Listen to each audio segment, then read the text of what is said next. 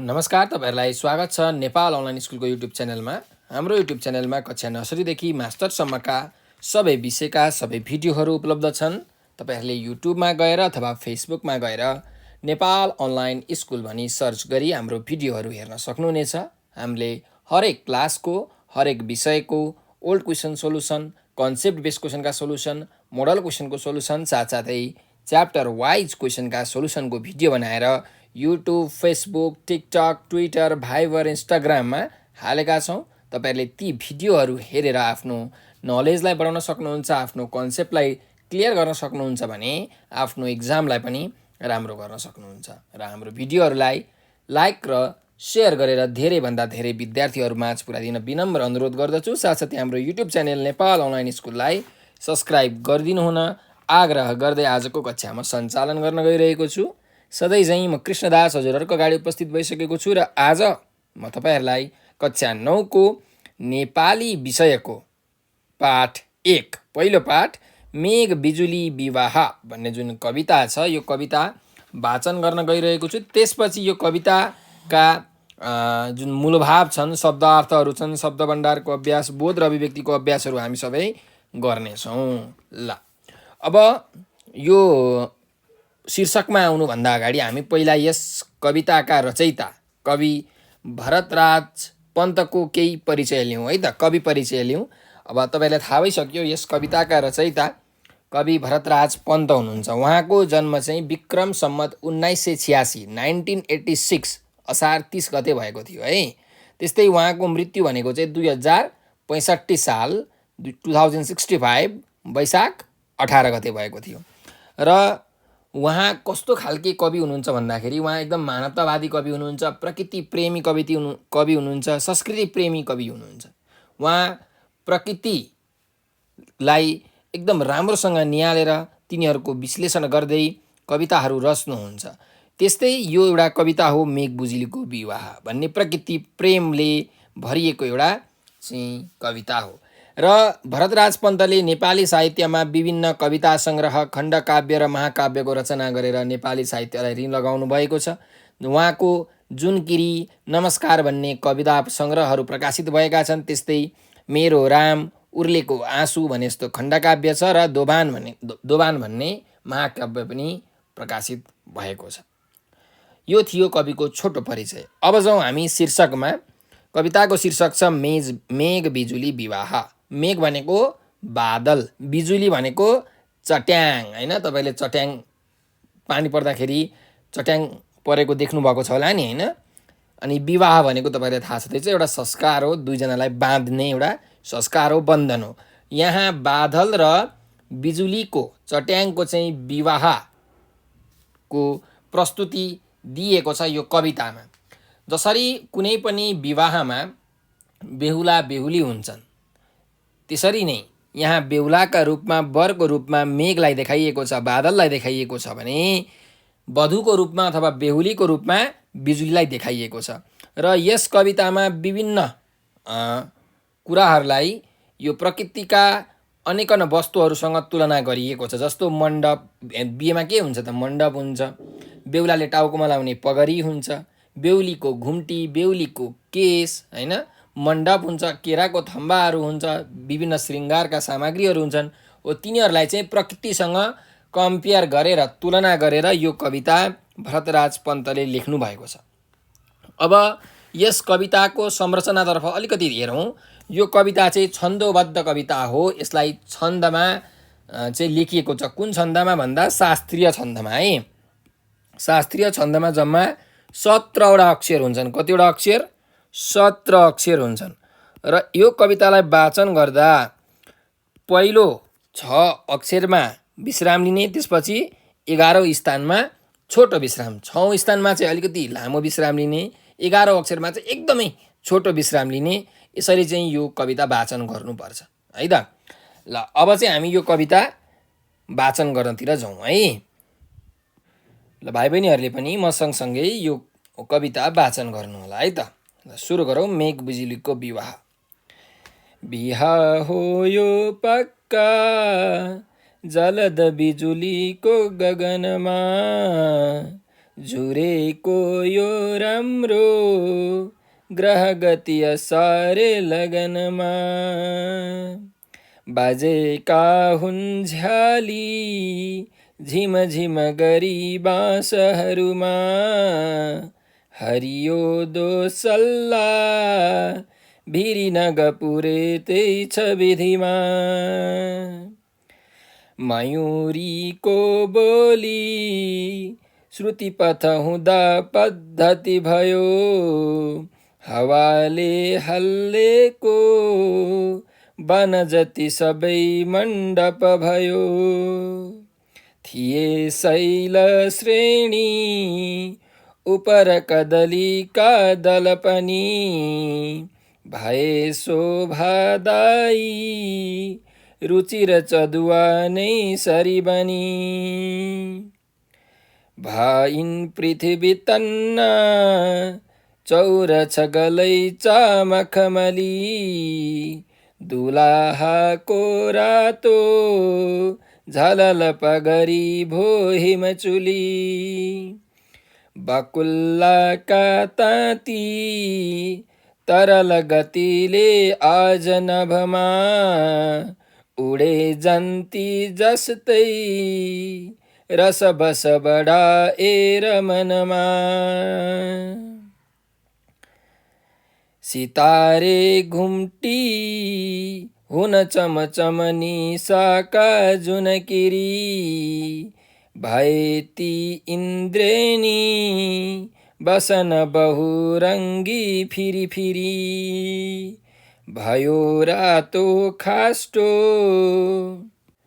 रवि किरणले पश्चिम गिरी निसाको त्यो कालो तमपटल भो नीलकवरी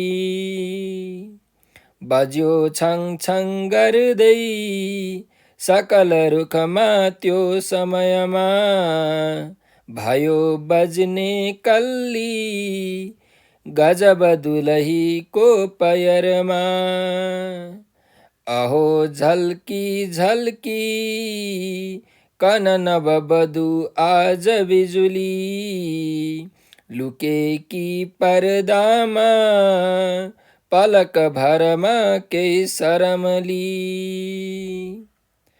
सबै प्राणीलाई भुवन भरमा अन्नहरूको खुवा एकै हो त्यो बरजलदले भोज यसको सलामी बाजाले घन नगराएर गगन गयो रानीलाई लिई ऋतु शरदमा रस लिन भनेर यो कविता हामीले वाचन गरिसकेका छौँ। भाइ बहिनीहरूले पनि यो कविता म सँगसँगै यति गति र लय मिलाएर वाचन गर्नुभयो होला।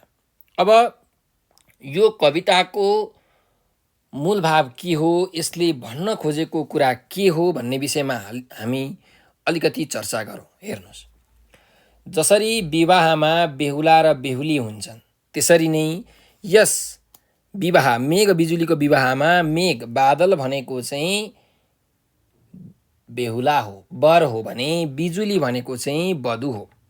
जसरी बिहे गर्नका लागि मण्डप सजाइएको हुन्छ र बिहे गराउनको लागि पुरेत अथवा पण्डितहरू हुन्छन्, त्यसरी नै यहाँ चाहिँ प्रकृतिको जुन वन छ त्यो वन चाहिँ मण्डपको रूपमा देखाइएको छ भने जुन नग छ, नग भनेको डाँडाहरू, पहाड, पर्वत, रुख, वृक्षहरू चाहिँ यहाँ पुरेतको रूपमा दर्शाइएको छ। त्यस्तै गरिकन जसरी बिहेमा झ्याली झ्याम्टाहरू बजाइन्छ त्यसरी नै यहाँ बाँसहरू हल्लेर आवाज, सुमधुर आवाज निकालिरहेका छन्। जसरी मण्डपमा केराको थाम लगाइन्छ त्यसरी नै यहाँ केराको थामको रूपमा पर्वतका मालाहरू दर्शाइएका छन्। जसरी ठुलो चौरमा विवाह सम्पन्न हुन्छ त्यसरी नै यहाँ मखमलीको गलैँचा चाहिँ चौरको रूपमा देखाइएको छ। जसरी बेहुलाले आफ्नो शिरमा पगरी धारण गर्दछन् त्यसरी नै यहाँ हिमाल, बेहुला मेघले हिमाललाई चाहिँ आफ्नो पगरीको रूपमा देखाएका छन्। जसरी बिहेमा जन्तीहरू जान्छन् त्यसरी नै यस बिहेमा चाहिँ बकुल्लाका ताँतीहरू देखाइएको छ जन्तीको रूपमा। जसरी आफ्नो सितारे घुम्टी टल्किने तारा तारा भएको जुन घुम्टी हुन्छ बेहुलीले ओढ्ने, त्यो चाहिँ यहाँ के देखाइएको छ भने जुनकिरी देखाइएको छ। जुनकिरीले बाल्ने पिलिक पिलिक जुन बत्ती छ त्यो चाहिँ सितारे घुम्टीको रूपमा देखाइएको छ। त्यस्तै बेहुलीले लाउने जुन बहुरङ्गी कपडाहरू छन्, विभिन्न रङका कपडाहरू छन्, त्यो कपडालाई चाहिँ यहाँ प्रकृतिको इन्द्रेणीका रूपमा दर्शाइएको छ। त्यस्तै जसरी बेहुलीले रातो पछ्यौरी लाउँदछिन् त्यसरी नै यहाँ रातो पछ्यौरीको रूपमा अस्ताउन लागेको पश्चिमको सूर्यको किरणलाई देखाइएको छ। जसरी बेहुलीको पाउमा पाउजु छन छन गर्दछ त्यसरी नै यहाँ रुखले आफ्नो हाँगाहरूलाई पत्ताहरूलाई हल्लाएर छङ छङ आवाज निकालिराखेको छ। जसरी बिजुली चम्केर लुक्छ, बधु लुक्छे, बधुले घुम्टीमा आफूलाई लुकाउँछे बेहुलीले, त्यसरी नै यहाँ बिजुली पनि पिलिक पिलिक गर्दै लुकिरहेको आभास यस कवितामा देखाइएको छ। जसरी विवाहमा भोज भतेरहरू खुवाइन्छ त्यसरी नै यो मेघ र बिजुलीको विवाहमा पनि पृथ्वीले अन्न सबैलाई खुवाइरहेका छन्। यसरी यो कवितामा बेहुला बेहुलीहरूको जुन विवाह हुन्छ त्यो विवाहको प्रसङ्गलाई प्रकृतिका विभिन्न वस्तुहरूसँग तुलना गरेर बडो आकर्षक ढङ्गले, बडो सुन्दर ढङ्गले यस कवितामा कवि भरतराज पन्तले मनमोहक ढङ्गमा प्रस्तुत गर्नुभएको छ। यो नै यो कविताको चाहिँ मूल भाव हो। यो कविताले भन्न खोजेको कुरा यही हो कि जसरी मानिसहरूको विवाह हुन्छ त्यसरी नै प्रकृतिमा बादल र चट्याङको पनि विवाह हुन्छ। बादल र चट्याङ जहिले पनि एकैचोटि बर्सन्छन्। यिनीहरू एक अर्काका परिपूरक हुन्। जसरी पुरुष र स्त्री एक अर्काका परिपूरक हुन्, एउटाले अर्कोलाई पूर्ण गर्दछन्, त्यसरी नै बादललाई चट्याङले र चट्याङलाई बादलले परिपूर्ण गर्दछन् भनेर यस कवितामा कविले भन्न खोज्नु भएको छ। अब यस कविताको शब्द अर्थतिर हामी ध्यान दिउँ। यो कवितामा विभिन्न प्रकारका नयाँ नयाँ शब्दहरूको प्रयोग गरिएको छ। त्यसैले यी शब्दहरूको अर्थ हामीले जान्न अत्यन्त आवश्यक छ। त्यसो भए हेरौँ। जलद भनेको छ। जलद भनेको के हो? जलद भनेको बादललाई भनिएको, मेघलाई भनिएको, पानी वर्षाउने तत्त्वलाई जलद भनेर भनिन्छ है। अर्को शब्द हेरौँ, दोसल्ला। अब दोसल्ला त तपाईँलाई थाहा छँदैछ होला। दोसल्ला भनेको चाहिँ कुनै एउटा ओढ्नेलाई दोसल्ला भनिन्छ होइन।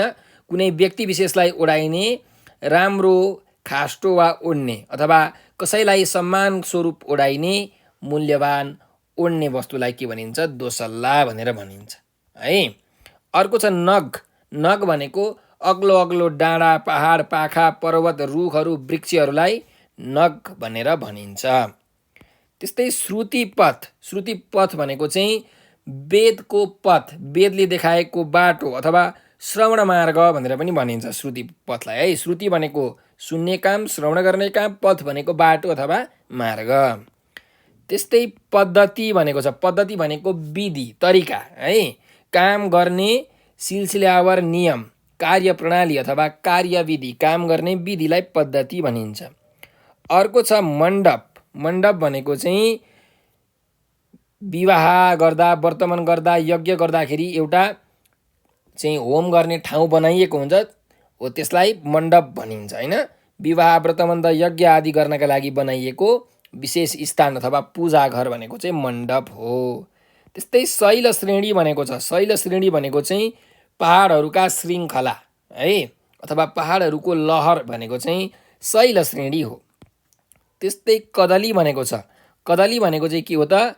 केरा हो है। कदली भनेको केरा हो। अर्को जाउँ, रुचि। रुचिर भनेको चाहिँ आफ्नो रुचि अनुसारको होइन अथवा सुन्दर, मनोहर, मनमोहक, एकदमै राम्रो भनेर भन्न खोजेको है। त्यस्तै चदुवा भनेको छ। चदुवा भनेको चाहिँ एउटा कपडा हो खासमा होइन, 4वटा कुना भएको रेक्टेङ्गुलर सेपको चाहिँ एउटा कपडा हो। यो चाहिँ धार्मिक कार्यहरूमा, श्राद्ध पूजाहरूमा चाहिँ प्रयोग गरिन्छ। धार्मिक कार्यका लागि मण्डप वा यज्ञका बिचमा टाँगिने चौकुने कपडालाई चदुवा भनिन्छ। अर्को जाउँ पगरी।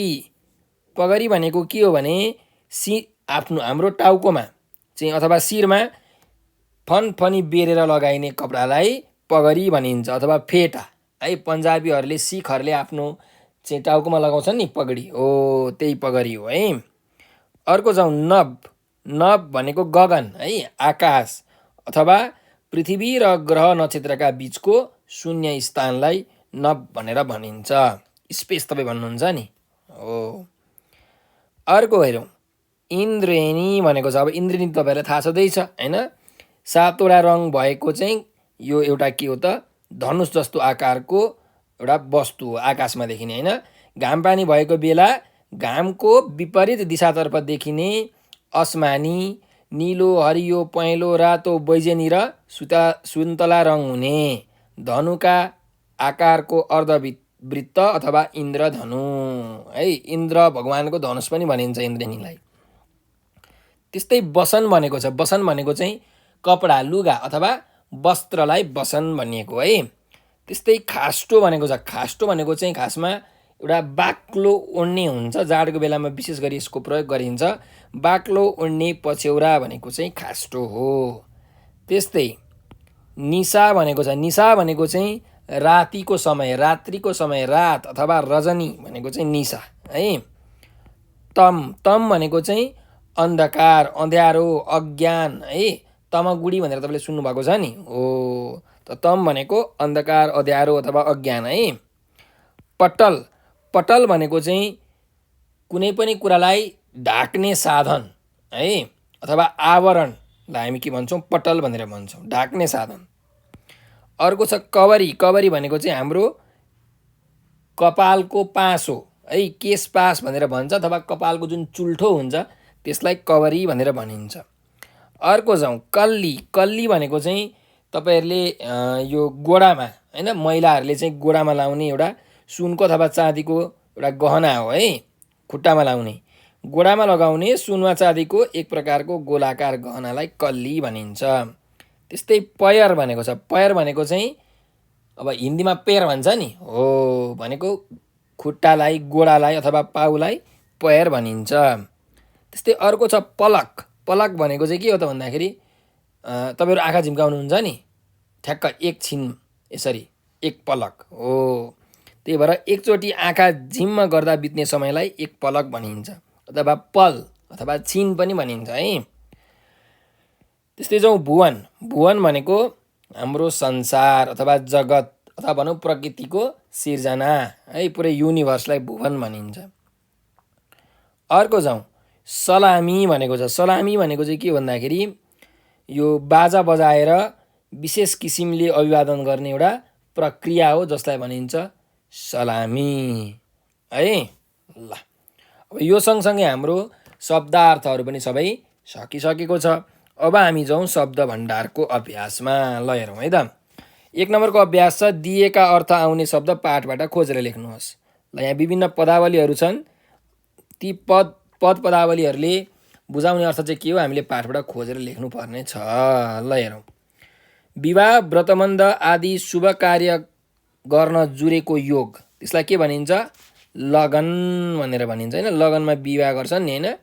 ल, अर्को दुलही। दुलहीलाई के भनिन्छ, दुलही भनेको बेहुली अथवा वधु है। के भनिन्छ अरे, वधु। यहाँ हाम्रो वधु भन्ने शब्द छ। ल, अर्को जाउँ नओइलाउने एक प्रकारको फुल। ल भन्नुहोस् त कुन फुल चाहिँ ओइलाउँदैन, मखमली फुल है। मखमली फुल चाहिँ ओलाउँदैन। यो कार्तिकको बेलामा फुल्छ, तिहारको बेलामा भाइटिका लाउँदाखेरि यस्तो फुलहरू लगाइदिन्छन् दिदी बहिनीहरूले है। अर्को हेरौँ, असोज र कार्तिक महिनामा पर्ने ऋतु कुन चाहिँ ऋतु हो, यो भनेको शरद ऋतु है। ऋतुहरू भनेको सिजन्सहरू होइन। अब शरद ऋतु भनेको चाहिँ यो असोजमा कार्तिकमा पर्छ है। असोज कार्तिक शरदले चाडबाडले छुन्छ होइन। त शरद ऋतु। असोज कार्तिक महिनामा पर्ने ऋतु भनेको शरद हो। ल यसरी तपाईँहरूले लेख्न सक्नुहुन्छ। अब जाउँ 2 नम्बरको अभ्यासमा एकदम फटाफट है त। दिएका शब्द र विपरीत अर्थबिच जोडा मिलाउनुहोस् भनेको छ। ल यहाँ शब्दहरू दिएको छन्, तिनीहरूको विपरीतार्थी शब्द अथवा उल्टो अर्थ जनाउने शब्द पनि दिएको छ, त्यो जोडा मिलाउनु पर्यो। जस्तो रुचिको के हुन्छ विपरीतार्थी? अरुचि हैन। आयको, आय भनेको कमाउनु है, व्यय, व्यय भनेको खर्च है, उल्टो अर्थ। त्यस्तै तरलको के हुन्छ? तरल भनेको लिक्विड, तरलको उल्टो हुन्छ ठोस, ठोस भनेको सोलिड हैन। त्यस्तै सक्रिय भनेको एक्टिभ, सक्रियको उल्टो हुन्छ निष्क्रिय है। त्यस्तै अर्को छ सबल भनेको एकदम बलियो, त सबलको उल्टो के हुन्छ? दुर्बल, दुर्बल भनेको कमजोर। त्यस्तै अर्को छ स्थूल, स्थूल भनेको देखिने अथवा ठुलो, स्थूलको उल्टो के हुन्छ? सूक्ष्म, सूक्ष्म भनेको चाहिँ नदेखिने हैन, एकदमै सानो। ल अब जाउँ अर्को अभ्यासमा। दिएका समान ध्वनियुक्त शब्दको अर्थ पहिचान गरी अलग अलग वाक्यमा प्रयोग गर्नुहोस् भनेको छ।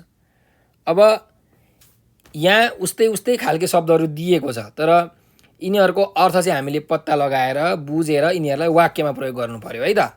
जस्तो यहाँ हेर्नुहोस्, यहाँ खाली, खाली भन्ने शब्द दिएको छ। एउटा दीर्घ इकार छ, एउटा चाहिँ ह्रस्व उकार छ, ह्रस्व इकार छ हैन। दुइटै सुन्दाखेरि त खाली खाली उस्तै छ नि, तर यिनीहरूको अर्थ चाहिँ के हुन्छ फेरि? फरक फरक अर्थ हुन्छ है। जस्तो यहाँ हेर्नुहोस्, यहाँ दीर्घ इकार भएको खाली छ हैन। दीर्घ इकार भएको खाली भनेको के हो? रित्तो है, पुरै रित्तो, इम्टी भनेर भन्नुहुन्छ नि हो। अब यसको के वाक्य बनाउन सकिन्छ भन्दा, त्यो बोतल पुरै खाली छ, यसरी तपाईँहरूले वाक्य बनाउन सक्नुहुन्छ। त्यस्तै अर्को यो ह्रस्व इकार भएको खाली भनेको के हो? मात्र, केवल हैन। मलाई भाइ खाली चक्लेट मात्रै किन्दे भन्छ, यसरी तपाईँले वाक्य बनाउन सक्नुहुन्छ हैन। खाली चक्लेट मात्रै किन्दे भन्छ भनेको केवल अथवा मात्र हैन। ल अर्को हेरौँ, फुल फुल हो, यो पनि उस्तै छ नि हैन। एउटा चाहिँ ह्रस्व उकार भएको फुल छ, अर्को दीर्घ उकार भएको फुल छ। अब सुन्दाखेरि त उस्तै छ, तर यिनीहरूको अर्थ त फरक फरक छ हो। यस्तै खालके शब्दहरूलाई हामी के भन्छौँ अरे? श्रुति समभिन्नार्थी भन्छौँ। के भन्छौँ अरे?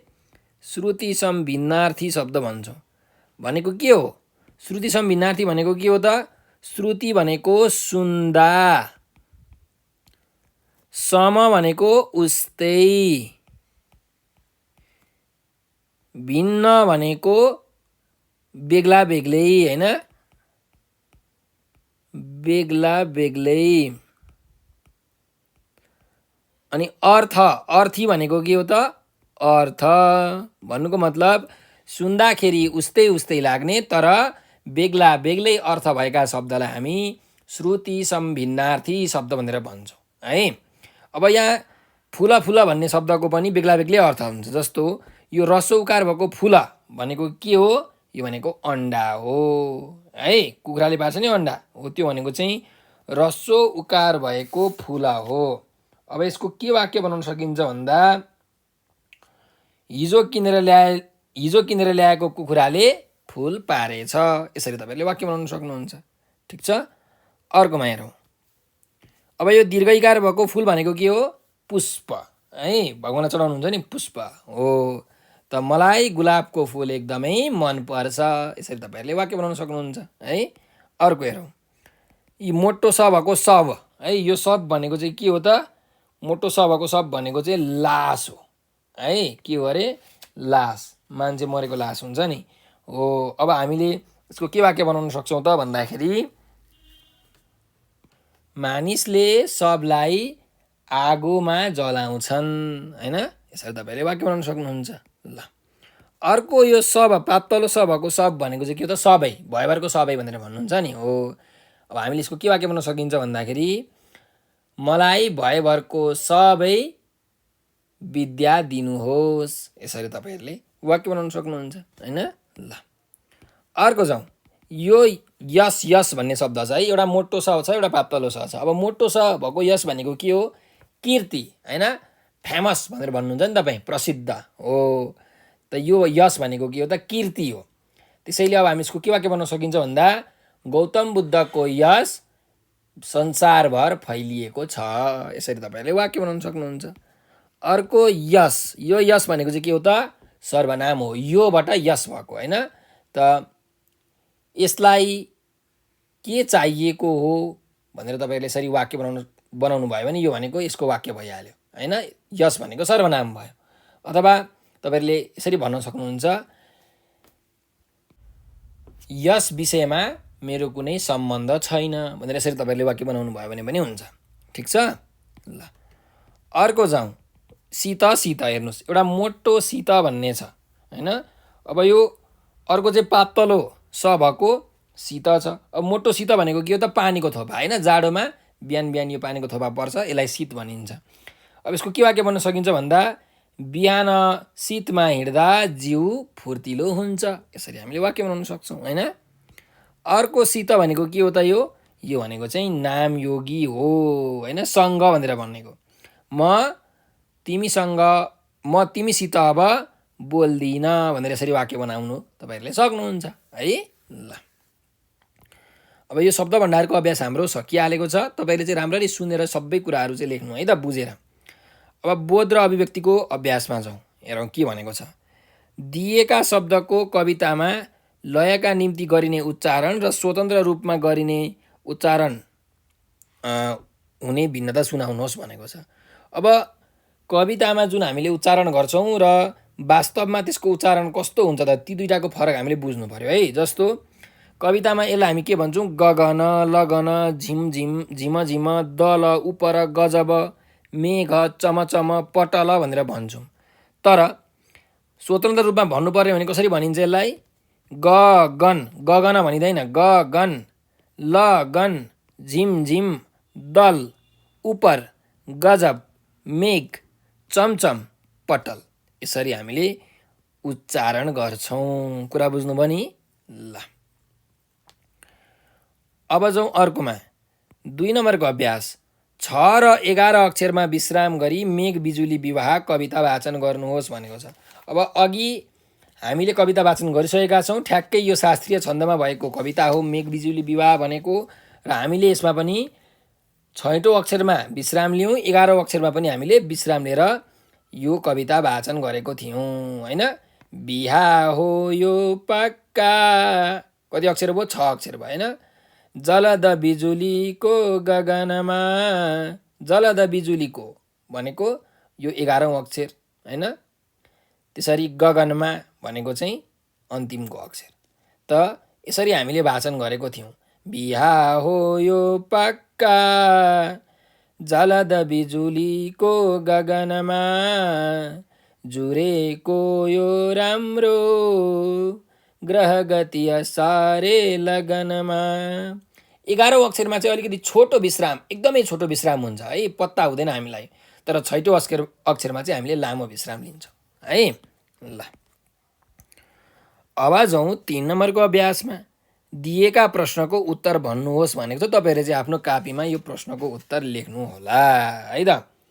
ल जाउँ। पहिलो प्रश्न छ, मेघ बिजुली विवाह कवितामा कतिवटा श्लोक छन् भनेको छ। अब कतिवटा श्लोक छन् त हेरौँ।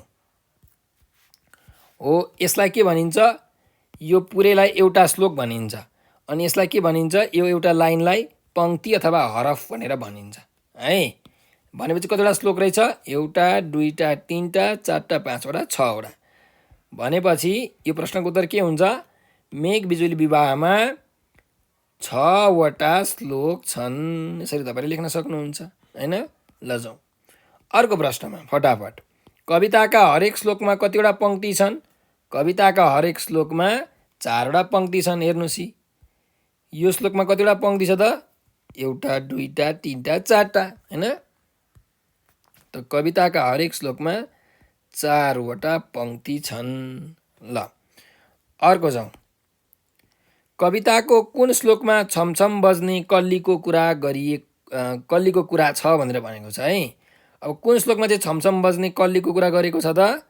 यहाँ हेर्नुहोस्, भयो बज्ने कल्ली गजब दुलहीको पयरमा भन्ने छ है। बज्यो छमछम गर्दै भनेर छ नि, होइन? भनेपछि कुन अनुच्छेदमा, कुन श्लोकमा रहेछ? यो चाहिँ 5औं श्लोकमा रहेछ। त्यही भएर कविताको कुन श्लोकमा छमछम बज्ने कल्लीको कुरा छ भन्दा 5औं श्लोकमा है। अनि कल्ली भनेको के हो? कल्ली भनेको चाहिँ यो महिलाहरूले, स्त्रीहरूले खुट्टामा लाउने एउटा गहना हो, गोलो आकारको गहना हो है। ल, यो 5औं श्लोकमा रहेछ है त। अब जाउँ अर्को अभ्यास, अर्को प्रश्न। कविताको तेस्रो श्लोकमा प्रकृतिका कुन कुन वस्तुलाई तन्ना र पगरीसँग तुलना गरिएको छ भनेको छ। हेर्नुहोस् है त, तन्ना र पगरीसँग केसँग तुलना गरिएको छ? तन्ना र पगरीलाई हेरौँ केसँग तुलना गरिएको छ। ल हेर्नुहोस्, भइन् पृथ्वी तन्ना भनेको छ, भने चाहिँ पृथ्वीलाई तन्नासँग तुलना गरिएको छ। अनि पगरी के छ? दुलाको रातो झलल पगरी भो हिमचुली, भने चाहिँ पगरीलाई हिमचुलीसँग तुलना गरिएको रहेछ। त्यसैले तपाईँले यहाँ लेख्न सक्नुहुन्छ कि कविताको तेस्रो श्लोकमा पृथ्वीलाई तन्नासँग र हिमचुलीलाई पगरीसँग तुलना गरिएको छ। ठिक छ। ल, अब जाउँ अर्को अभ्यासमा। 4 नम्बरको अभ्यास हेरौँ। दिएको कवितांश पढी सोधिएका प्रश्नको संक्षिप्त उत्तर दिनुहोस् भनेको छ। अब यहाँ हामीलाई कविताको एउटा अंश दिएको छ अनि यहाँ तल 4वटा प्रश्नहरू छन्। ती प्रश्नहरूको हामीले उत्तर चाहिँ लेख्नु पर्यो। ल हेरौँ है त, कवितांश पढौँ। सितारे घुम्टी हुन् चमचम निशाका जुनकिरी, भए ती इन्द्रेणी बसन बहुरङ्गी फिरी फिरी, भयो रातो खास्टो रवि किरणले पश्चिम गिरी, निशाको त्यो कालो तमपटल भो नीलकवरी है। ल, अब जाउँ प्रश्नमा। रातका जुनकिरी भन्नाले विवाहका सन्दर्भमा कुन कुरा बुझिन्छ भनेको छ। ल हेर्नुहोस्, राता जुनकिरी भन्नाले विवाहको सन्दर्भमा कुन कुरा बुझिन्छ? सितारे घुम्टी हुन् चमचम निशाका जुनकिरी, निशा भनेको रात है, भनेपछि रातिको जुनकिरी भनेको के रहेछ त? सितारे घुम्टी। बेहुलीले एउटा त्यो तारै तारा भएको टल्किने घुम्टो ओढ्छिन् नि, हो त्यसलाई केसँग तुलना गरिएको छ? निशाका जिनकुरीसँग, होइन? भनेपछि रातका जुनकिरी भन्नाले विवाहको सन्दर्भमा सितारे घुम्टी बुझिन्छ। सितारे घुम्टी बुझिन्छ। ल, अर्को प्रश्नमा जाउँ। कवितामा इन्द्रेणीलाई कुन रूपमा चिनाइएको छ भनेर भनेको छ। ल, कवितामा इन्द्रेणीलाई कुन रूपमा चिनाइएको छ?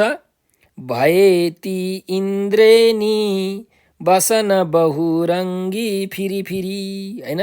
भनेपछि हेर्नुहोस्, इन्द्रेणीलाई बसन बहुरङ्गी, बसन भनेको वस्त्र कपडा, बहुरङ्गी भनेको विभिन्न रङ भएको रङ्गी बिरङ्गी कपडासँग चाहिँ इन्द्रेणीलाई चिनाइएको छ भनेपछि यहाँ तपाईँले लेख्न सक्नुहुन्छ कवितामा इन्द्रेणीलाई रङ्गी बिरङ्गी अथवा बहुरङ्गी। ल, बहुरङ्गी नै लेख्नु।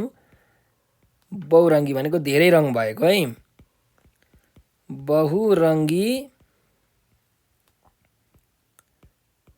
कपडाका रूपमा चिनाइएको छ है इन्द्रेणीलाई। ल, अब अर्को प्रश्नमा जाउँ। विवाहमा दुलहीको रातो पछ्यौरीको काम केले गरेको छ भनेको छ। ल, विवाहमा दुलहीको जुन रातो पछ्यौरी हुन्छ नि, हो त्यसको काम केले गरेको छ। ल हेरौँ, भयो रातो खास्टो रवि किरणले पश्चिम गिरी। हेर्नुहोस्, रातो पछ्यौरी भनेको रातो खास्टोको काम केले गर्यो? प्रकृतिमा भएको रवि भनेको सूर्य, सूर्यको चाहिँ किरणले गर्यो है, पश्चिममा अस्ताउन लागेको सूर्यको किरणले गरेको हो नि त, होइन? त्यही भएर विवाहमा दुलहीको रातो पछ्यौरीको काम पश्चिमको सूर्यको किरणले है। पश्चिमी सूर्य किरणले है। ल विवाहमा दुलहीको रातो पछौरीको काम पश्चिमी सूर्य किरणले गरेको छ। अब जाउँ अन्तिम प्रश्न यहाँ छ हेरौँ।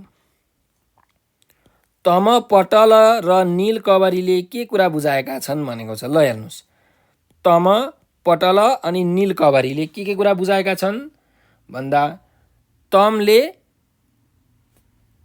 निशाको त्यो कालो, तम पटल भयो नील कवरी है। तम भनेको चाहिँ एकदम अन्धकार हैन, पटल भनेको चाहिँ कुनै पनि वस्तुलाई ढाक्ने साधन, अनि नील कवरी भनेको नील भनेको नीलो हैन, कवरी भनेको चाहिँ चुल्ठो है, आकाशे रङको चुल्ठो अथवा कपाल भनेर भन्न खोजेको। भनेपछि तम भनेको अन्धकार, तम भनेको अन्धकार, पटल भनेको कुनै पनि वस्तुलाई ढाक्ने साधन, वस्तुलाई ढाक्ने पक्नुहोस् है, यो ढ जस्तो भएन, वस्तुलाई ढाक्ने साधन, अनि नीलकवरी भनेको आकाशे रङको अथवा नीलो है, आकाशे रङको चुल्ठो अथवा केस, जे लेखे पनि भयो है त। ल तम पटल र नील कवरीले अन्धकार, वस्तुलाई ढाक्ने साधन र आकाशे रङको चुल्ठोलाई बुझाएका छन्। यसरी तपाईँहरूले लेख्न सक्नुहुन्छ।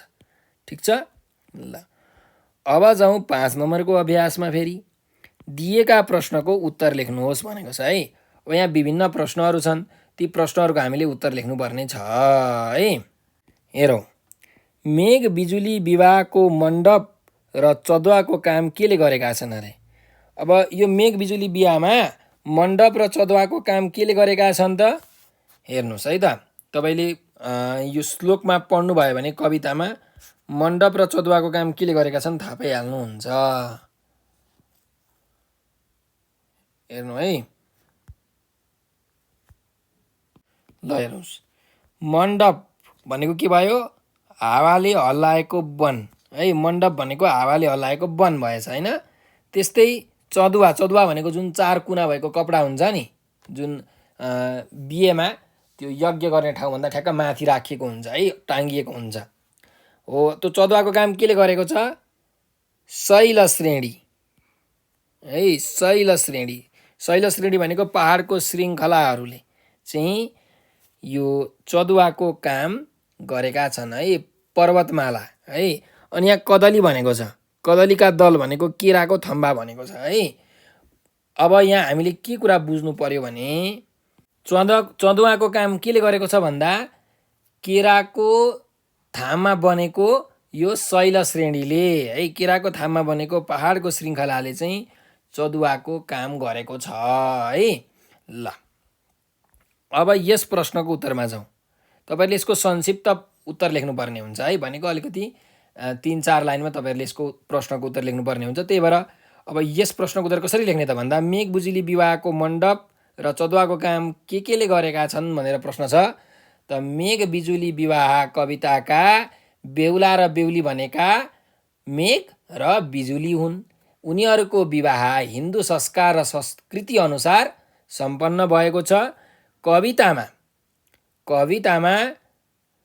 वन जङ्गललाई हैन, हावाले हल्लाएको वन जङ्गललाई मण्डपसँग तुलना गरिएको छ भने चदुवाको काम चाहिँ केराको थाम बनेका शैल श्रेणीले गरेका छन्। यसरी तपाईहरुले उत्तर लेख्नुपर्छ। ठीक छ।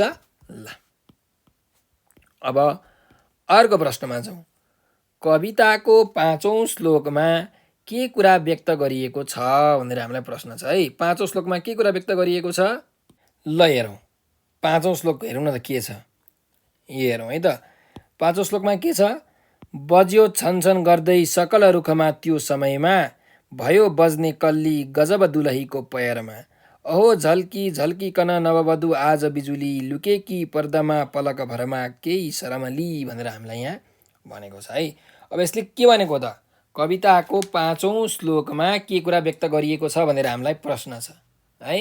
अब कविताको 5औं श्लोकमा चाहिँ के भनिएको छ भने विवाहको समयमा सम्पूर्ण वनस्पतिहरूले रुखहरूले छङछङ गर्दै सङ्गीतमय वातावरण सिर्जना गरेका छन्। त्यस्तै नयाँ दुलहीको नयाँ बेहुलीको गोडामा लगाइएको एकदमै सुन्दर कल्ली बज्न आतुर छ। लजालु स्वभावकी बेहुली श्रृङ्गारमा सजिएपछि एकैछिन पर्दामा लाज मानेर लुकेकी छिन्। त्यस्तै वैवाहिक उत्सवमा झ्याली बाजा बज्दा नयाँ दुलही बिजुली चाहिँ उत्साहित भएकी छिन् भनेर यो श्लोकमा चाहिँ यहाँ हामीलाई प्रस्तुत गरेको छ हैन।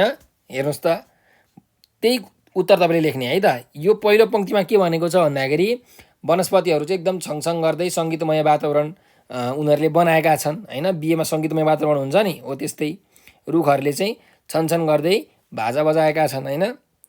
त्यस्तै भयो बज्ने कल्ली गजब दुलहीको पैरमा भनेको दुलहीको खुट्टामा, नयाँ दुलहीको खुट्टामा जुन कल्ली छ त्यो कल्ली चाहिँ बज्नको लागि एकदम आतुर भइरहेको छ भनेर भनेको छ। त्यस्तै तेस्रो श्लोकमा के भनेको छ त, अहो झल्की झल्किकन नववधु आज बिजुली भनेको नयाँ वधु हैन, नयाँ बेहुली चाहिँ आज जुन नयाँ वधु छिन् बिजुली हो, ती चाहिँ आज वैवाहिक उत्सवमा एकदम झ्याली बज्दाखेरि उनी उत्साहित भएकी छिन् हैन। झल्की झल्किकन भनेको छ नि त, उत्साहित भएकी छिन्। अनि अर्को चौथो पङ्क्तिमा के भनिएको छ भन्दाखेरि लुकेकी पर्दामा पलक भरमा केही शरमली भनेको एकदम लजालु स्वभावकी बेहुली चाहिँ यो श्रृङ्गारमा सजिएपछि, श्रृङ्गार गरेपछि एकैछिन पर्दामा लाज मानेर लुकेकी छिन् भन्ने कुरा चाहिँ यहाँ व्यक्त गरिएको छ है त। ल, यही कुरा तपाईँहरूले आफ्नो प्रश्नको उत्तरमा लेख्नुपर्ने हुन्छ। अब जाउँ अर्को प्रश्नमा। विवाह मण्डपमा कस्ता कार्य गरिन्छन् कविताका आधारमा लेख्नुहोस् भनेर भनेको छ। अब विवाह मण्डपमा कस्ता कस्ता कार्य गरिन्छन् त, अब यो कुरा चाहिँ दोस्रो श्लोकमा छ है। यो जुन विवाहको मण्डपको कुरा छ त्यो चाहिँ दोस्रो श्लोकमा छ। अब दोस्रो श्लोकमा हेरौँ के छ। ल, मयूरको बोली श्रुतिपथ हुँदा पद्धति भयो, हवाले हल्लेको वन जति सबै मण्डप भयो, थिए शैल श्रेणी उपर कदलीका दल पनि, भए शोभाधाई रुचि र चदुवा नै सरी बनी भनेर भनिएको छ। अब हामीलाई प्रश्न चोरी के छ सम्झिनुहोस् है त।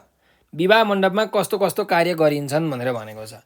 अब यहाँ मयूरको बोली चाहिँ के भयो त, मयूरको बोली भनेको चाहिँ पद्धति भयो। पद्धति भनेको जस्तो विवाहमा विभिन्न शास्त्रहरू पढिन्छ हैन। विवाह गर्ने एउटा पद्धति हुन्छ, एउटा तरिका हुन्छ, शास्त्रहरू पढिन्छ, हो त्यो चाहिँ मयूरको बोली भयो अरे।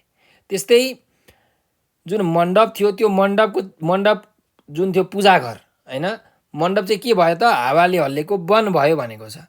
त्यस्तै थिए शैल श्रेणी उपर कदलीका दल पनि भनेको जुन कदली भनेको केरा हैन, दल भनेको थाम, त केराको थाम भनेको चाहिँ पर्वतमाला रहेछ हैन। पर्वतमालालाई तुलना गरिएको छ भने भए शोभादायी रुचि र चदुवा नै सरी बनी भनेको चाहिँ केराको थाम नै मण्डपलाई चाहिँ एकदमै सुन्दर बनाउँछ, राम्रो बनाउँछ, शोभायमान बनाउँछ।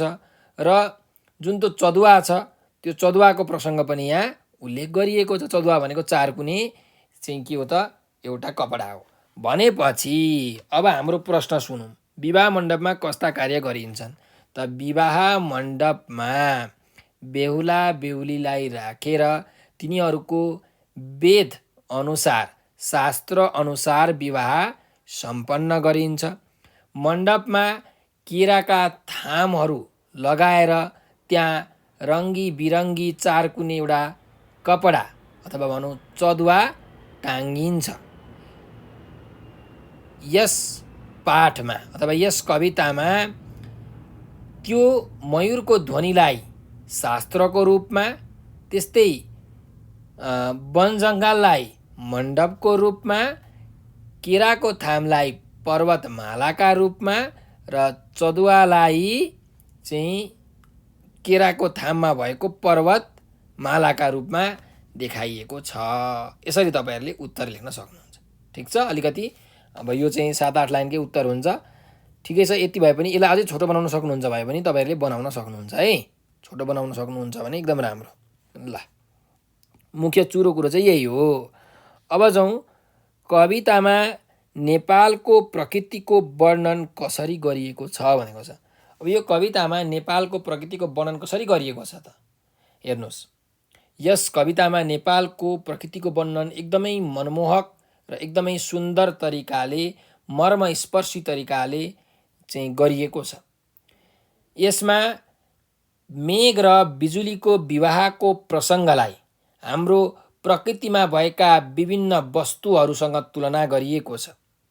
जसरी विवाहमा बेहुला र बेहुली हुन्छन्, त्यसरी नै हाम्रो कवितामा बेहुलाका रूपमा बादल र वधुका रूपमा बिजुलीलाई उतारिएको छ। त्यस्तै विवाहमा हुने मण्डप, विवाहको पद्धति, विवाहमा हुने चदुवा, त्यस्तै बेहुलाले लगाउने पगरी हैन, अनि जन्तीलाई प्रकृतिका विभिन्न भागहरूले, विभिन्न वस्तुहरूले यहाँ देखाइएको छ, दर्शाइएको छ। यसरी समग्रमा भन्ने हो भने हाम्रो यस कवितामा नेपालको प्राकृतिक जगतमा भएका सम्पूर्ण सुन्दरमय वस्तुहरूलाई बडो अलङ्कार धारण गरी यस कवितामा प्रस्तुत गरिएको छ भनेर तपाईँहरूले यसरी लेख्न सक्नुहुन्छ है। ल, अब जाउँ 6औं नम्बरको अभ्यासमा। 6 नम्बरको अभ्यासमा के छ त, दिएको अनुच्छेद पढ्नुहोस् र सोधिएका प्रश्नको उत्तर दिनुहोस् है। ल, अब यो प्रश्न हामीले पढौँ र यहाँ विभिन्न यो अनुच्छेद पढौँ, यहाँ विभिन्न प्रश्नहरू छन्, ती प्रश्नहरूको उत्तर हामीले लेख्नुपर्ने छ त है।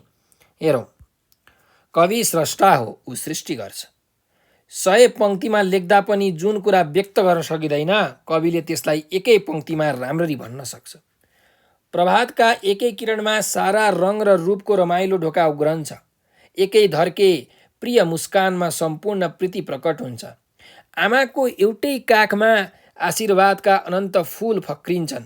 स्रष्टाका कलाको तेस्रो आँखाले अर्कै रूप र अर्कै अभिप्राय देख्छ।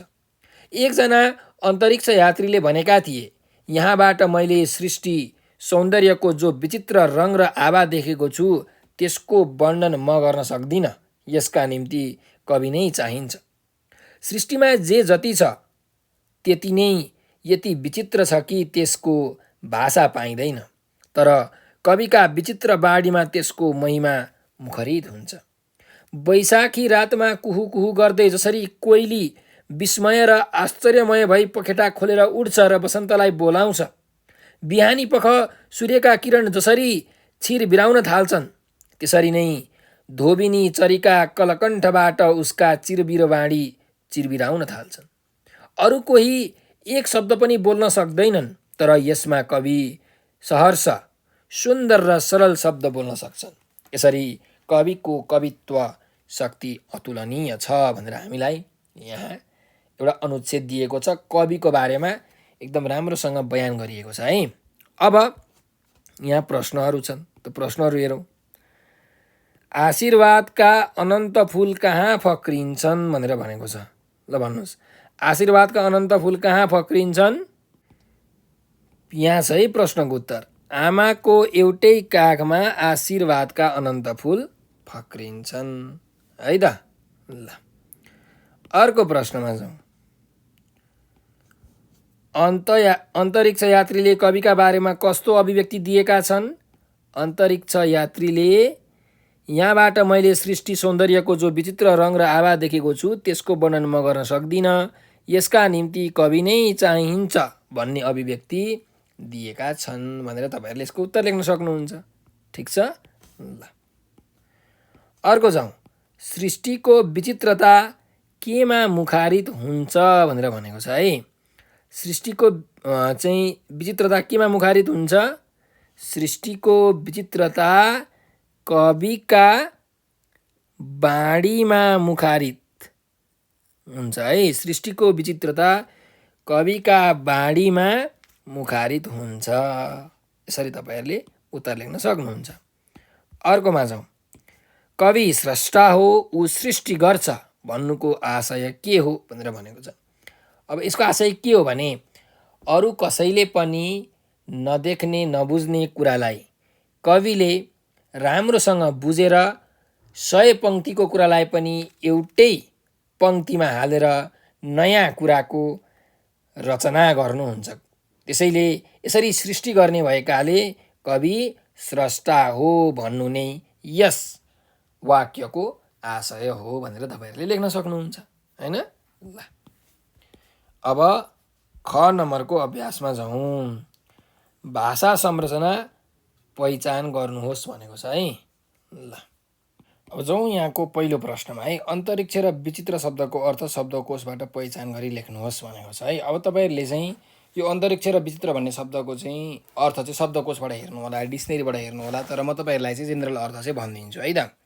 जस्तो अन्तरिक्ष भनेको के हो भन्दाखेरि आकाशभन्दा माथिको स्थान अथवा केही पनि नभएको ठाउँ है, खाली स्थानलाई हामी के भन्छौँ अन्तरिक्ष भन्छौँ। त्यस्तै विचित्र भनेको अनौठो किसिमको अनौठो प्रकारकोलाई हामी विचित्र भनेर भन्छौँ। ठिक छ। ल अब आ नम्बरको प्रश्नमा जाउँ। अनुच्छेदको अन्तिम वाक्यबाट 2वटा नाम शब्द पहिचान गर्नुहोस् भनेको छ। ल अब यो अन्तिम वाक्यबाट 2वटा नाम शब्द के हुन् त?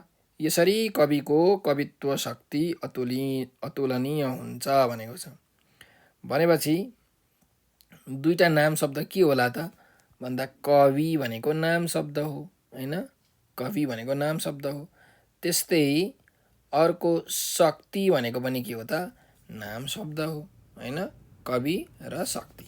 ल अब जाउँ अर्को प्रश्नमा।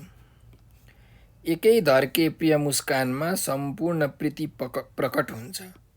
वाक्यमा प्रयोग भएका विशेषण शब्द पहिचान गर्नुहोस् अरे। अब यो वाक्यमा भएका विशेषण शब्द चाहिँ हामीले पहिचान गर्नु पर्यो हैन। ल हेर्नुहोस्, प्रिय कस्तो मुस्कान त प्रिय मुस्कान, त्यही भएर प्रिय भन्ने शब्द के हो त विशेषण हो हैन।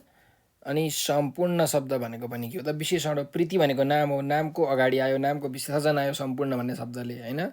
कति भन्दा सम्पूर्ण, त्यही भएर सम्पूर्ण भनेको पनि के हो त सङ्ख्याबोधक विशेषण है। ल प्रिय भनेको चाहिँ गुणबोधक विशेषण। अब जाउँ 4 नम्बरको अभ्यासमा। अनुच्छेदबाट शब्दको सुरु र बीचमा ह्रस्व उकार लागेका 2वटा शब्द पत्ता लगाउनुहोस् अरे। यो अनुच्छेदबाट शब्दको सुरुमा ह्रस्व उकार लागेको र शब्दको बीचमा ह्रस्व उकार लागेको 2वटा शब्द चाहिँ हामीले पत्ता लगाउनु पर्ने छ है।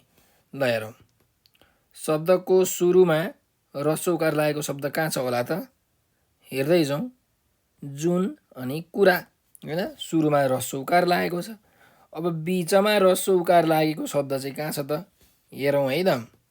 अब कुहु कुहु हेर्नुहोस् त, यसको बीचमा पनि छ सुरुमा पनि छ ह्रस्व उकार हैन।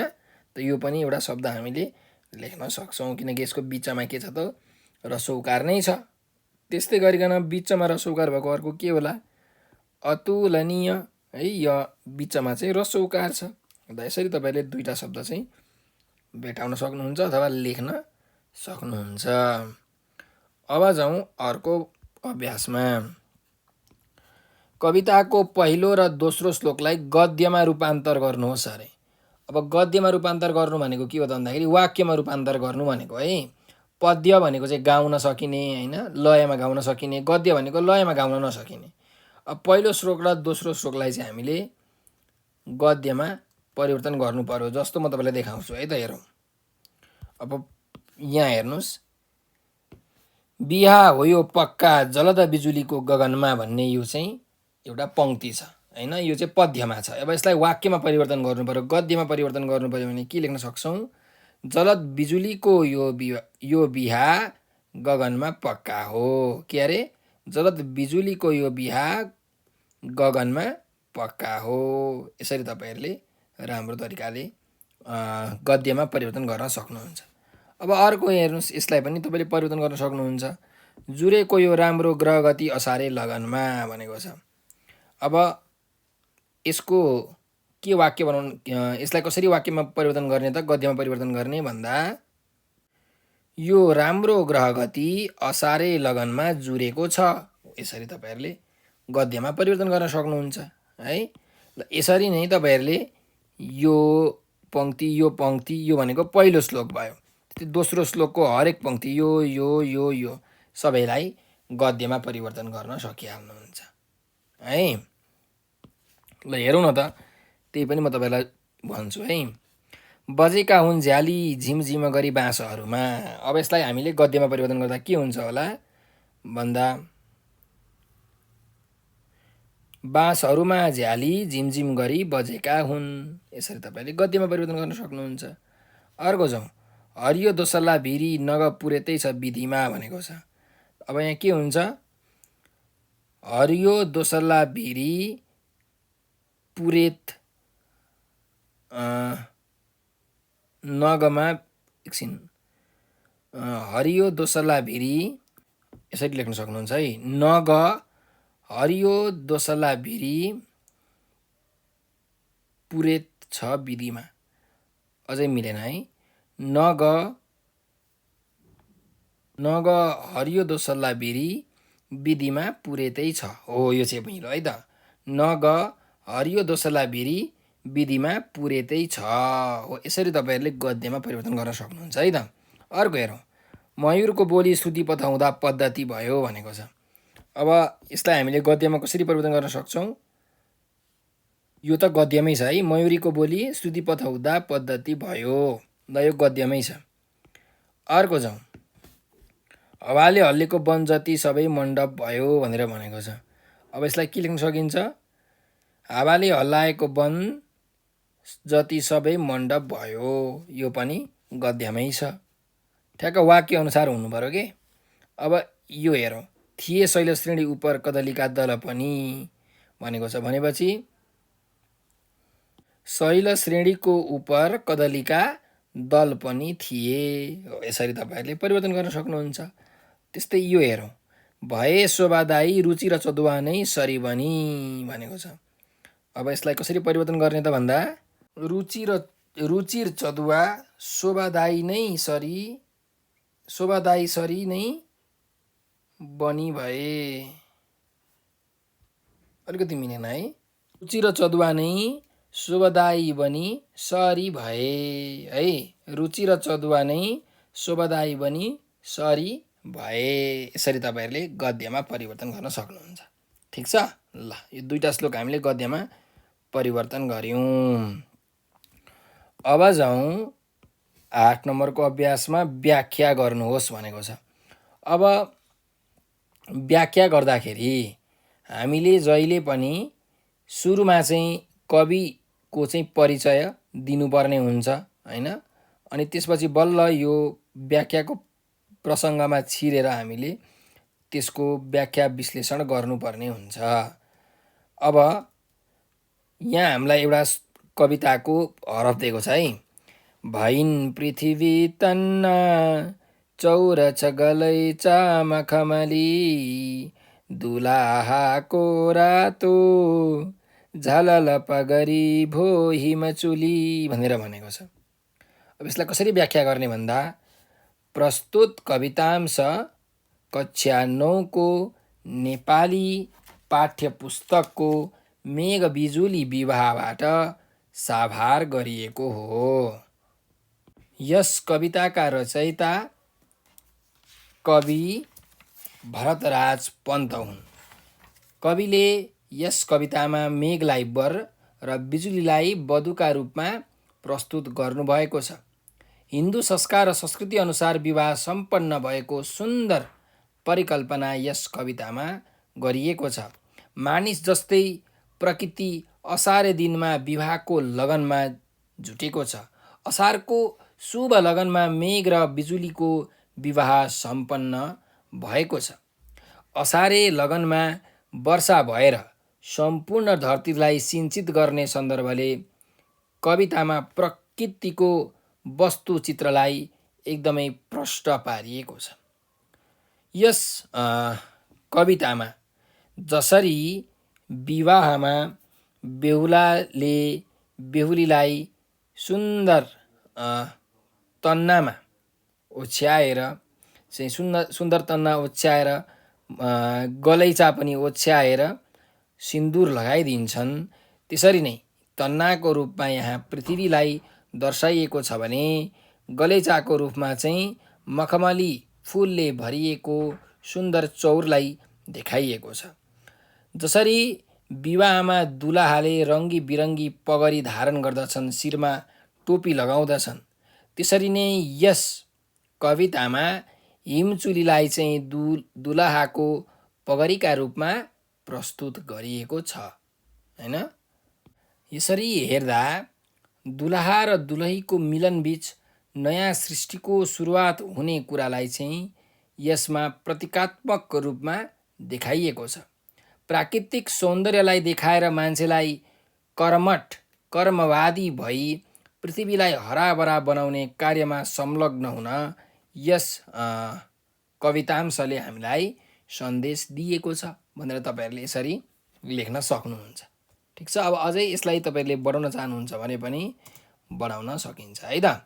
ल अब 9 नम्बरमा जाउँ। मेघ बिजुली विवाह कविताको मूलभाव लेख्नुहोस् भनेको छ है। अब यो कविताको मूलभाव हामीले कविता पढिसकेपछि भनेका थियौँ, त्यो राम्ररी एकचोटि सुन्नु होला भिडियोलाई अगाडि गरेर, अनि तपाईले त्यही लेख्न सक्नुहुन्छ है। ल अब जाउँ 10 नम्बरको अभ्यासमा। मेघ बिजुली कवितामा मेघ र बिजुलीलाई दुलाहा दुलहीको रूपमा चित्रण गरिए जस्तै अन्य कुन कुन विषयवस्तुलाई के सँग तुलना गरिएको छ भनेर भनेको छ है। अब कुन कुन वस्तुलाई के सँग तुलना गरिएको छ? मण्डपलाई वनसँग, शास्त्रलाई मयूरको बोलीसँग, पुरेतलाई नखसँग, झ्यालीलाई बाँससँग, केराको थामलाई पर्वतमालासँग, तन्नालाई पृथ्वीसँग, चौरलाई मखमलीको गलैँचासँग, पगरीलाई हिमालसँग, जन्तीलाई बकुल्लाको ताँतीसँग, सितारे घुम्टीलाई जुनकिरीसँग, बहुरङ्गी कपडालाई इन्द्रेणीसँग, रातो पछ्यौरीलाई पश्चिमको सूर्यको किरणसँग, पाउजुलाई रुखसँग हैन, भोज भतेरलाई पृथ्वीको अन्नसँग चाहिँ यहाँ तुलना गरिएको छ। हो यसरी तपाईहरुले लेख्न सक्नुहुन्छ है त। ल अर्को जाउँ। आकाश गर्जी बिजुली चम्किँदा एक्कासी तपाईको मनमा कस्तो भाव उत्पन्न हुन्छ साथी बीचमा छलफल गर्नुहोस् अरे। अब आकाश गर्जेर बिजुली चम्कियो भने कस्तो हुन्छ तपाईहरुलाई भन्दा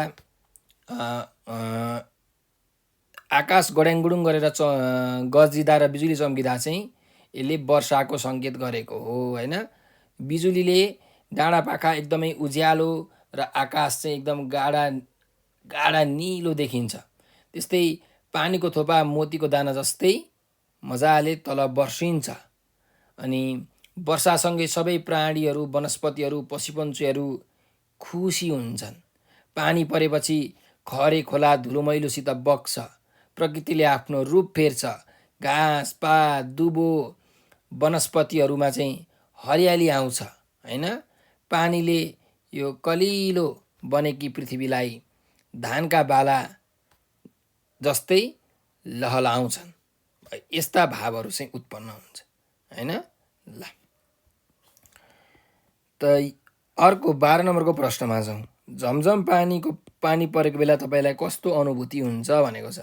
अब पानी परेको बेलामा कस्तो अनुभूति हुन्छ त, त्यो पनि तपाईले लेख्न सक्नुहुन्छ हैन। एकदम आनन्दको महसुस हुन्छ। अघिकै कुरा तपाईले यहाँ पनि दोहोर्याउन सक्नुहुन्छ है। अब यस्तो तपाईहरुलाई चाहिँ तार्किक प्रश्नमा यस्ता प्रश्नहरू चाहिँ सोधिन्छन् र तपाईहरुले यस्तै प्रकारको उत्तरहरू चाहिँ लेख्नुपर्ने हुन्छ है। ल अब यो 12 नम्बरको अभ्यास पनि हाम्रो सकिएको छ। त यो सँगसँगै हामीले गर्नुपर्ने अभ्यासहरू हामीले गरिसकेका छौँ। अरू अभ्यासहरू मैले तपाईहरुका लागि थाती छोडिदिएको छु। अरू अभ्यासहरू चाहिँ तपाईहरुले आफै अध्ययन गरेर यसका प्रश्नहरूको उत्तर अभ्यासहरू सबै सल्भ गर्नुहोला, सुल्झाउनु होला। र तपाईहरुलाई यो भिडियो कस्तो लाग्यो कमेन्टमा प्रतिक्रिया दिन भने नबिर्सनुहोस्। त्यस्तै गरिकन यदि तपाईँहरूले केही कुरा बुझ्नुभएको छैन, केही कुरा जान्नुभएको छैन, केही कुरा सोध्न मन लागिरहेको छ अथवा कुनै पनि क्लासको कुनै पनि सब्जेक्टको भिडियो चाहिएको छ भने हाम्रो यो नम्बर 9849595895 9845955895 हो। यो नम्बरको भाइबर, टेलिग्राम र व्हाट्सएपमा म्यासेज गर्न सक्नुहुन्छ। सर मलाई कक्षा 9 को नेपाली विषयको सबै भिडियो पठाइदिनुहोस्, सर मलाई कक्षा 9 को म्याथको सबै भिडियो पठाइदिनुहोस् भनेर यसरी म्यासेज गर्नुहोस्। हामीसँग जे जति भिडियोहरू छन् ती सबै भिडियोजहरू हामी तपाईँहरूलाई पठाइदिन्छौँ। ती भिडियोजहरूको तपाईँहरूले अध्ययन गर्न सक्नुहुन्छ। त्यस्तै हाम्रो युट्युब च्यानल नेपाल अनलाइन स्कुलमा, अनि भाइबर, टेलिग्राम, त्यस्तै टिकटक, फेसबुकमा पनि हाम्रो नेपाल अनलाइन स्कुल भन्ने ग्रुप छ। ती ग्रुपहरूमा हामीले विभिन्न विषयका ओल्ड क्वेसन, मोडल क्वेसनको सोल्युसन, च्याप्टर वाइज क्वेसनका सोल्युसनहरूको भिडियो बनाएर हालेका छौँ। ती भिडियोहरू तपाईँहरूले हेरेर आफ्नो ज्ञानको थितिजलाई फराकिलो बनाउन सक्नुहुन्छ, आफ्नो कन्सेप्ट क्लियर गर्न सक्नुहुन्छ भने आफ्नो एक्जाम पनि तपाईँहरूले राम्रो गर्न सक्नुहुन्छ। र हाम्रो भिडियोजहरूलाई लाइक र सेयर गरेर धेरैभन्दा धेरै विद्यार्थीहरू समक्ष पुर्याइदिनु होला र हाम्रो युट्युब च्यानल नेपाल अनलाइन स्कुललाई सब्सक्राइब गरेर हाम्रो सहयोगी हात बनिदिनु होला भनेर विनम्र अनुरोध गर्दछु। हजुरहरूको साथ र सहयोगको कारणले गर्दाखेरि नै अहिले हामी यो अवस्थामा आइपुगेका छौँ र हजुरहरूले यसरी नै माया गरिदिइराख्नु भयो भने हामी यस्तै नयाँ भिडियोजहरू, नयाँ कन्टेन्टहरू लिएर आउनेछौँ जुन तपाईँहरूका लागि एकदमै फलदायी हुनेछन्। र यति भन्दै म चाहिँ आज बिदा लिन चाहन्छु। हजुरहरूले आफ्नो अमूल्य समय दिएर यो भिडियो अन्तिमसम्म हेरिदिनु भयो, त्यसको लागि तपाईँहरूलाई धेरै धेरै धन्यवाद।